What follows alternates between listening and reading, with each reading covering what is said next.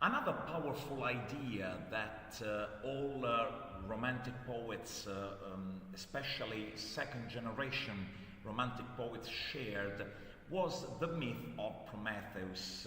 Lord Byron wrote a poem, Prometheus.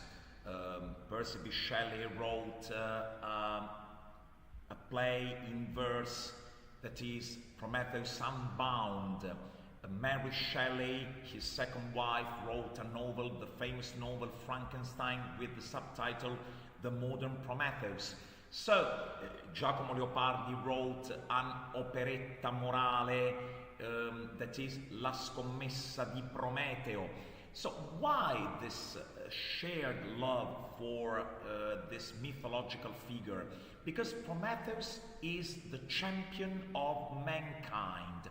He fought for the dignity of mankind. When Zeus, when all the Greek gods had forgotten about mankind, had forgotten about man's dignity, Prometheus was the only one who fought for us, for mankind, the famous fire that he stole, and for which he was punished for eternity. We need to remember that he was punished for in a way, betraying Zeus. And this is the starting point for example, for Prometheus, the poem written by Lord Byron. The poet addresses Prometheus directly, and he says, "What was the recompense for your pity? You have to suffer for eternity. The only recompense you got was suffering for eternity." On the other hand, Byron praises Prometheus for being brave enough for carrying the burden of his pain with dignity. And this is what he does, and what all of us, men, women, do in our life. Prometheus stands for all of us. Even a human being has to suffer he has to suffer for all his life, and the only recompense he gets in the end of his earthly journey is forgetting about the pain he suffered because he or she dies. This has a lot in common with another operetta morale, Il canto notturno di un pastore errante by Giacomo Leopardi. The theme is the same. Think of Mary Shelley and his novel. It can be defined as an early science fiction novel, because this idea of a scientist who collects parts of corpses, dead bodies, he puts them together, he connects this creature to a wire, and through electricity this creature becomes a living creature. So magically, electricity gives life to this creature, but this creature is monstrous. All the human people that the creature meets is terrified. They are all scared. So he ends up being miserable. He ends up being alone. So he asks Victor Frankenstein, "Why did you create me in the first place if I am condemned to be miserable and lonely?"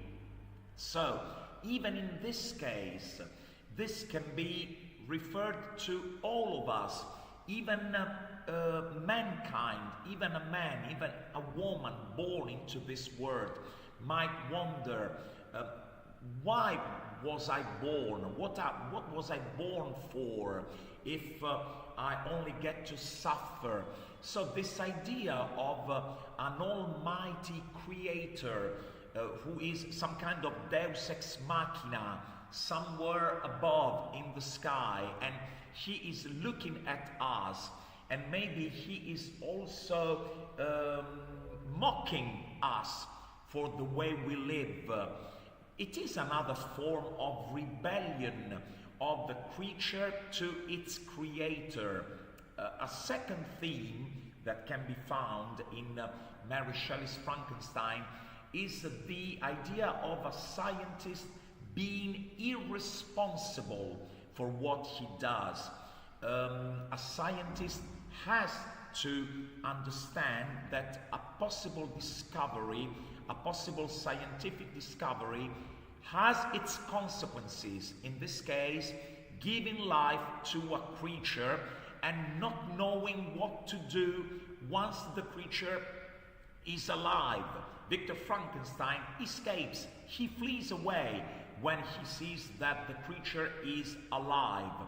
He's scared. He doesn't know what to do with him, with the creature. So, Prometheus is a central theme for Lord Byron, P.B. Shelley, who wrote Prometheus Unbound. Why Unbound? Because Shelley offers a solution. In his play, Shelley imagines that in a way Zeus and Prometheus eventually reconcile, they make up, and so Prometheus is free again. Mary Shelley identifies Prometheus with, in a way, the scientist, because he goes too far, so even Prometheus can be, as he stole the fire, he can be accused of committing the original sin of hubris, as Greek philosophers used to name it. Hubris is the mistake of going too far, and Victor Frankenstein has gone too far. He wanted to manipulate the secret of life, the secret of giving life to a creature, and we come full circle, because maybe Mary Shelley conceived this nightmarish story because she had lost her mother, who died when she was born. So basically, as a woman, Mary Shelley was traumatized by this idea of a woman giving birth to a baby and then dying. So maybe she was thinking of an alternative way for giving life to a creature, but in this case, the scientist, Victor Frankenstein, though he succeeds in his purpose, he doesn't know what to do with the creature, so he abandons the creature. Can we think of a possible comparison with God and us? Even we might say, we are born into this world, but what for? Why so much suffering? Why so much misery? The answer should be given by this Almighty God, but He never answers.